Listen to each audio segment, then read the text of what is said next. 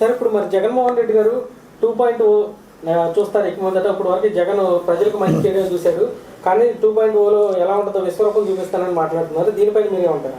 అంటే 2.0 కాదు 1.0కే ప్రజలు నీకు చేతులు ఎత్తేసారు, దండాలు పెట్టేశారు, నువ్వు ఎప్పుడు వెళ్తావయ్యా అని.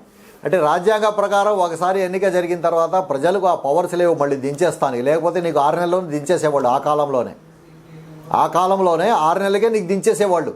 ప్రజలకు ఆ పవర్స్ లేదు కాబట్టి నీకు ఇంకా 5 సంవత్సరాలు భరించి నీకు 1.0 ఏదైతే నువ్వు 2.0 అంటున్నావు, 1.0 నువ్వు ఫెయిల్. నువ్వు ఇక 2.0కి నీ ప్రజలు పంపిస్తే కదా నువ్వు డిఫరెంట్ ఉంటావో, ఏం చేస్తావో, బట్టలు విప్పి వస్తావో, బట్టలు వేసుకొని వస్తావో, ఇదంతా నీకు చూపిస్తానికి, డిఫరెంట్ చూపిస్తానికి 2.0 నీకు ఇస్తే కదా ప్రజలు ఇప్పుడే విసిగెత్తేశారు. ఇప్పుడు 11 సీట్లు వచ్చినాయి, నీకు ఆ ఒకటి కూడా పక్కన వెళ్ళిపోద్ది. 1 సీటో 9 సీట్లు ఈసారి నీకు వస్తాయి. అది వచ్చినా కూడా నీకు గ్రేటే. సార్ మరి సంక్రాంతి తర్వాత నుంచి నేను ప్రజల్లో ఉంటానని చెప్పిన వ్యక్తి మాట్లాడితే బెంగళూరు ప్యాలెస్కి వెళ్ళిపోతున్నాడు. దీన్ని ఎలా చూడొచ్చు సార్? అసలు ప్రజలంటే ఆయనకి ఒక ప్రతిపక్ష నేతకి ఏమైనా బాధ్యత ఉందంటారా సార్? ఇప్పుడు ఆయన ఏమంటున్నాడు, అసెంబ్లీకి రాను, నేను ఇంట్లో కూర్చొనే నేను మీడియాతో మాట్లాడతాను అంటున్నాడు. అంటే ఎమ్మెల్యేగా గెలిచి ఇంట్లో కూర్చొని మీడియాతో మాట్లాడతాడు. అలాగే ప్రజల్లోకి వస్తానంటే ఏంటంటే ఈ సాక్షి ఛానల్ పెట్టుకొని చూస్తుంటాడు, చూసి ఫీల్ అయిపోతుంటాడు, నేను జనంలో ఉన్నాను. అదొక సైకో అన్నమాట, అదొక టైపు. సాక్షి ఛానల్ చూస్తూ నేను జనంలో ఉన్నాను, నేను జనంలో తిరుగుతున్నా, ఇంట్లో కూర్చొని చేతులు ఒప్పుకుంటూ ఇలా అని ఇంట్లో కూర్చుంటాడు. అదే జనం అతనికి. ఎందుకంటే జనంలో వస్తే జనం రావట్లేదు, చీకొడుతున్నారు, ఎంత మోసం చేసావో బయటపడుతున్నాయి. ప్రతి చోట, ప్రతి క్యాస్ట్, ప్రతి కులానికి అందరికీ మోసం చేసావు. ఇక ప్రజల్లో వచ్చి నీకు ఫేస్ లేదు చెప్పుకోవడం తప్ప, ఆ టీవీ చూసుకొని ఇంట్లో కూర్చుంటా అదే ప్రజలు అనుకుంటున్నాడు. ఓకే సార్, మరి జగన్మోహన్ రెడ్డి గారు వరుసనే ఒక్కొక్కరు విడిపోతున్నారు, విలువల గురించి మాట్లాడుతున్నారు, మీరు ఏమంటారు సార్ జగన్మోహన్ రెడ్డి గారు? అంటే ఈ ప్రపంచంలోనే విడ్డూరు ఏమిటంటే, ఆంధ్రాలో కాదు భారతదేశ ప్రపంచంలోనే విడ్డూరు ఏమిటంటే జగన్మోహన్ రెడ్డి విలువల గురించి మాట్లాడటం. తల్లికి విలువ ఇవ్వలేనివాడు, చెల్లికి విలువ ఇవ్వలేనివాడు, మేనల్లుడు ఆస్తి కాజేసేవాడు కూడా విలువల గురించి మాట్లాడితే ఇక దాని మీద మీరు క్వశ్చన్ వేయటం, నేను ఆన్సర్ ఇవ్వటం కూడా టైం వేస్ట్కి దాని మీద. సార్ మరి సూపర్ 6 గురించి ప్రజల్లో కొన్ని అపోహలు అయితే ఉన్నాయి, అసలు పథకాలు అమలు చేయట్లేదని అంటున్నారు, దీనిపైన మీరు ఏం క్లారిటీ ఇవ్వబోతున్నారు సార్? సూపర్ 6 ఏదైతే ఉన్నాయో ఆ పథకాలు 6 కూడా చంద్రబాబు నాయుడు గారు తూచా తప్పకుండా అమలు చేస్తారు. అమలు చేస్తానికి కొన్ని అమలు చేశారు, కొన్ని అమలు చేయబోతున్నారు. కొంతకాలం పట్టొచ్చు, ఎందుకంటే జగన్మోహన్ రెడ్డి మొత్తం ముంచేసి వెళ్ళాడు కాబట్టి ముందు సెటరేట్ చేయాలి. సెటరేట్ చేసిన తర్వాత పథకాలు టోటల్గా అమలు చేస్తారు. అలాగే ఎట్ ద సేమ్ టైం రాష్ట్ర ఇన్కమ్ని కూడా జనరేట్ చేయాల్సిన బాధ్యత ఉంది. ఎందుకంటే గత 5 సంవత్సరాల్లో చంద్రబాబు నాయుడు గారు ముఖ్యమంత్రిగా ఉండి ఏదైతే ఈ కొత్త రాష్ట్రాన్ని ఆయన ఇన్కమ్ జనరేట్ చేశారో అదంతా జగన్మోహన్ రెడ్డి తుంగలో తొక్కేశాడు. ఎక్కడ కూడా ఇది లేకుండా కోట్లు వేల లక్షల కోట్లు అప్పు చేసి వెళ్ళిపోయాడు. కాబట్టి చంద్రబాబు నాయుడుపై 2 బాధ్యతలు ఉన్నాయి, ఇటు సూపర్ 6 అమలు చేయటం, అటు రాష్ట్రానికి ఆదాయం జనరేట్ చేస్తారు. ఈ 2ను ప్యారలల్గా ఆయన తీసుకువెళ్తారు. ఎందుకంటే అనుభవం ఉన్న నాయకుడు చంద్రబాబు నాయుడు. ఇది ప్రజలు నమ్మారు కాబట్టి ఓట్లు వేశారు. ప్రజలు కూడా చంద్రబాబు నాయుడు ఇప్పుడు చేస్తున్న పనులకు బ్రహ్మరథం పడుతున్నారు. నమస్తే సార్, ఈ నెల 24 నుంచి అసెంబ్లీ సమావేశాలు అయితే జరగబోతున్నాయి. ఈ నేపథ్యంలో వైసీపీ ఎమ్మెల్యే జగన్మోహన్ రెడ్డి గారు మాట్లాడుతూ, నన్ను ప్రతిపక్ష నేతగా గుర్తిస్తేనే నేను అసెంబ్లీకి వస్తాను, ముఖ్యమంత్రి గారికి ఎంతైతే సమయం ఇస్తారో అంత సమయం ఇస్తేనే నేను అసెంబ్లీకి వస్తాను, లేదంటే నేను ఇంట్లో నుంచి నేను ప్రెస్ మీట్లు పెడతాను, అక్కడ దాకా పోవాల్సిన అవసరమే ఉంది, దానికి వాడు సమాధానం చెప్తే చాలని చెప్పేసి మాట్లాడుతున్నాడు.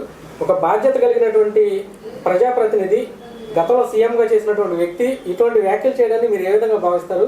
జగన్మోహన్ రెడ్డి గారు అసెంబ్లీకి రాకపోవడాన్ని మీరు ఏ విధంగా చూస్తారు? జగన్మోహన్ రెడ్డి ఎమ్మెల్యేకు నామినేషన్ వేసేటప్పుడు కొన్ని సంతకాలు తీసుకుంటారు ఎలక్షన్ కమిషన్. దాంట్లో చట్టానికి లోబడి నేను పనిచేస్తానని సంతకాలు చేసి ఉంటాడు. అలాగే ఎమ్మెల్యే అయిన తర్వాత కూడా ఆయన తీసుకొని ఉంటాడు. కానీ ఇక్కడ ఏంటంటే ప్రతి ఎమ్మెల్యే ఎవరైనా కూడా అలాగే చేస్తారు. ఇప్పుడు జగన్మోహన్ రెడ్డి విషయానికి వచ్చేసరికి ఏంటంటే ఈయన ఒక ఫ్యాక్షన్ నేపథ్యం, అంటే ఆ ఫ్యాక్షన్ నేపథ్యం అంటే రౌడీయిజం, నేను ఎక్కడ కూర్చుంటే అక్కడే నేను సెటిల్మెంట్లు చేస్తాను, సెటిల్మెంట్లు చేసుకోవాల్సిన వాళ్ళు నా దగ్గర రావాలని ఫ్యాక్షనిస్టులు, రౌడీలు కూర్చుంటారు, రౌడీ షీటర్లు. ఆ టైప్ వ్యవహారం జగన్మోహన్ రెడ్డిది. అతనికి నువ్వు ముఖ్యమంత్రిగా పనికిరావు అని ప్రజలు దించేసి 11 సీట్లకి పరిమితం చేశారు. చేసిన తర్వాత కూడా అతనికి బుద్ధి రాలేదు. నేను 30 సంవత్సరాలు పాలిస్తానన్న వాడికి నువ్వు 3 రోజులు కూడా పనికి రావు అని దించేశారు. దించేసిన తర్వాత ఏదైతే నీ కడప వాళ్ళు నీ నియోజకవర్గ ప్రజలు ఓట్లేసి గెలిపించారు ఎమ్మెల్యేగా, నువ్వు కనీసం నీ నియోజకవర్గ ప్రజల సమస్యలపై మాట్లాడాలన్నా కూడా నువ్వు అసెంబ్లీకి రావాలి. ప్రతిపక్షం ఇస్తేనే, హోదా ఇస్తేనే వస్తాను, లేకపోతే లేదనే తర్వాత విషయం. సరే, ప్రతిపక్ష హోదా రాజ్యాంగ ప్రకారంగా నీకు ఎలా వస్తుంది? 175 సీట్లలో 11 సీట్లు గెలుచుకొని ప్రతిపక్ష హోదా ఇవ్వాలంటే ప్రభుత్వ సొమ్మును మింగేయటానికి చేస్తున్న ప్లాన్ ఇది.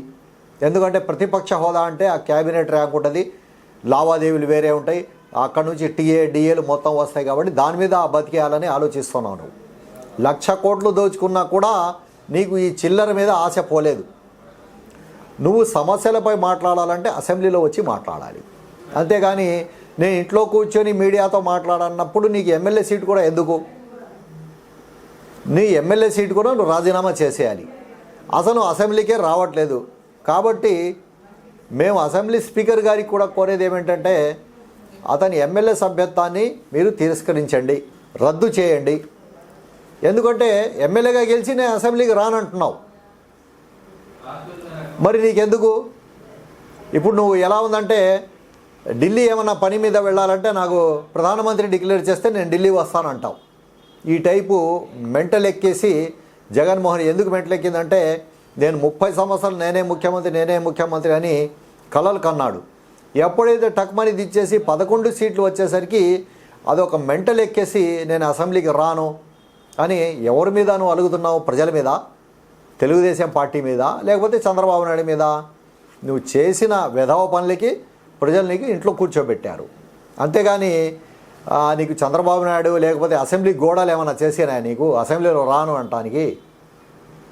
చంద్రబాబు నాయుడు గారికి నువ్వు ప్రతిపక్ష హోదా ఉన్నా కూడా నువ్వు మైక్ ఇచ్చినా ఇవ్వకపోయినా, నువ్వు మాట్లాడే సమయం ఇచ్చినా ఇవ్వకపోయినా, నువ్వు కించపరిచినా గౌరవం ఇచ్చినా, ఆయన ప్రజల కోసం అసెంబ్లీకి వచ్చాడు. ఆయన అసెంబ్లీలో ప్రసంగాలు చేశాడు.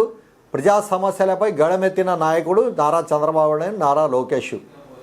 వాళ్ళ కాలి గూటికి కూడా నువ్వు పనికిరావని తెలియజేస్తున్నాను.